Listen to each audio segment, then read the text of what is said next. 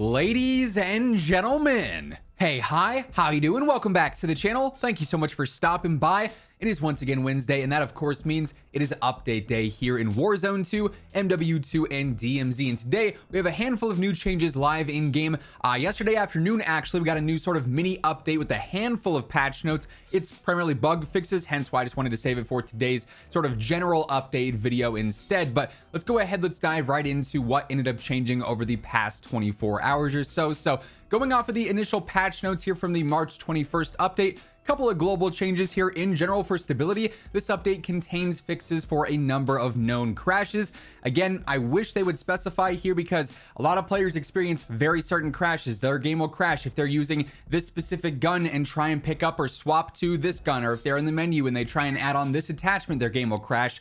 If they don't specify what the numerous crashes are, then players just have to go in and test and hope that their game doesn't crash when they try and do that thing that's been breaking their game, right? But regardless, some stability updates were included in this patch. There were also a couple of sort of hidden changes initially that Infinity Ward and Raven then went ahead and added into the patch notes here. So they added animation to the polyatomic camo, and on top of that, they also made it more purple, so it just stands out a little bit more now, which is pretty cool. And they also slightly increased the animation speed of the Orion camo as well. So in my opinion, 2W camo updates, they just basically made both of the top tier camos here look a lot better and a lot sleeker, I guess you could say.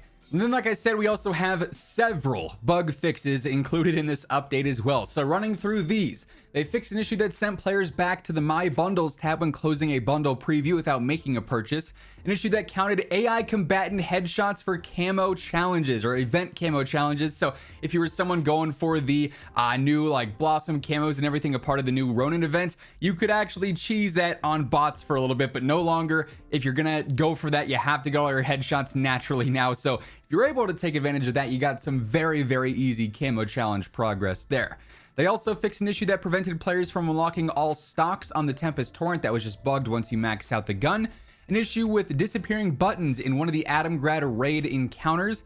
An issue showing completed weapon challenges as locked when viewed from the weapon challenges screen. An issue that showed duplicate lock icons in the Path of Ronin challenges.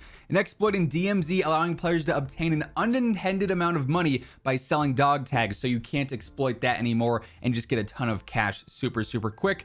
They fixed an issue causing the Wasteland challenge progress to only track quad feed kills and not quad kills. An issue affecting players' ability to edit, save custom mod blueprints in the Gunsmith. An issue causing the magazine to not display on the Unchained Fury blueprint in DMZ. An issue where the equip weapon and open gunsmith options in the showcase weapon select, while the favorite loadout primary is set to the riot shield that can cause menus to load indefinitely. How oddly specific could that one have been? They also fixed an issue with the faction mission list positioning in the pregame lobby. And finally, the Cast-Off 762 is now hidden in the ranked play loadout UI. So for the most part, a lot of very small, very niche bug fixes here, but hey, quite a few bug fixes nonetheless. We'd rather see small changes than no changes at all, even if they're of course not all the changes that we want to see at all times. But regardless, yeah, handful of new patch notes from the update that took place yesterday afternoon. However, there was also another additional change that came to the game with this update, and it was not mentioned in the patch notes. Shout out to my buddy Mike, because the man is a grinder. He's gone through and unlocked all the camos on every gun in the game, but also gone the extra step, the extra mile in all reality, and unlocked the weapon charm, the mastery weapon charm for every single gun in the game. Of course, this is like the next step up in the weapon mastery challenges, you know, ranking it from camos to the mastery progression stuff. And previously, if you unlocked the weapon mastery challenge, the final one on every single gun in the game, and you completed that, you just wouldn't get a reward. You'd have a lot of individual calling cards and emblems and weapon charms. But now, for putting in so many hours and getting hundreds, if not thousands of kills with every single gun in the game, you get the Grand Mastery Weapon Charm. This is the end-all be-all reward here in MW2, Warzone 2, and DMZ, and is one of the longer grinds that we've seen in quite some time. Yes, that's right. It's all for a weapon charm. So that is now in the game. If you're someone who's going for that, if you are, you know, just you got a lot of free time on your hands and you want to have an experience that's an experience, maybe not good or bad, but an experience, you can go for that now. Also, quick reminder as we are going through all the notes, all the changes today, if you guys are new to the channel, around 52% of viewers watching are not already subscribed.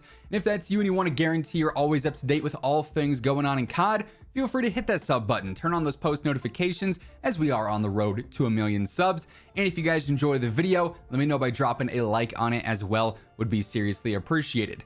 Another sort of exciting update that's gone live in the past day is the newest crossover update here in MW2 Warzone 2 and DMZ, and this is the Shredder Operator Bundle. Usually we don't talk the store stuff too much because for the most part I feel like the store isn't really all that worth it, but honestly the Shredder Operator, pretty cool, and it's our first official crossover event in a little bit here, so want to make sure you guys know that this update is now live. I've seen a handful of questions about this recently. So the 2400 COD point bundle, it of course comes with Shredder as his own individual operator. It's not like he's a skin for a different operator. Shredder is just a standard operator in and of himself, which is kind of interesting. It also has some of the other standard bundle stuff, some stickers, emblems, charms, 2 blueprints, one's for the ISO and one's for the broadside.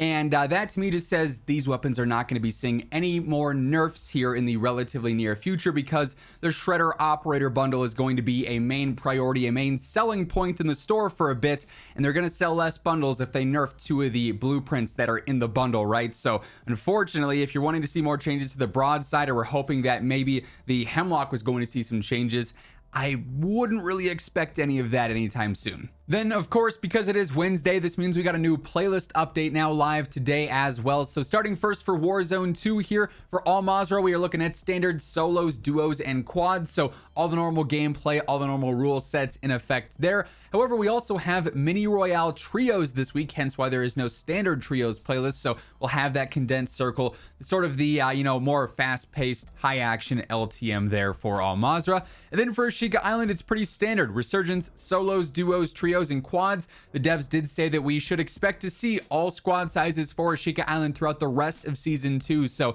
pretty much through April 12th, I believe, is the end of Season 2. We should have those 4 playlists for Resurgence on Ashika Island every single week. So no changes there, which is a good thing in this, context. And then when it comes to the multiplayer side of things, currently on the main menu, we're looking at the quick play stuff, pretty standard there. We've got Himmelmott Expo 24/7 still. We've got the close quarters mosh pit, the drop zone mosh pit, one in the chamber, all or nothing, the third person mosh pit as well. And then of course, like the usual stuff, ground war, invasion, hardcore, those all have their separate playlists as well.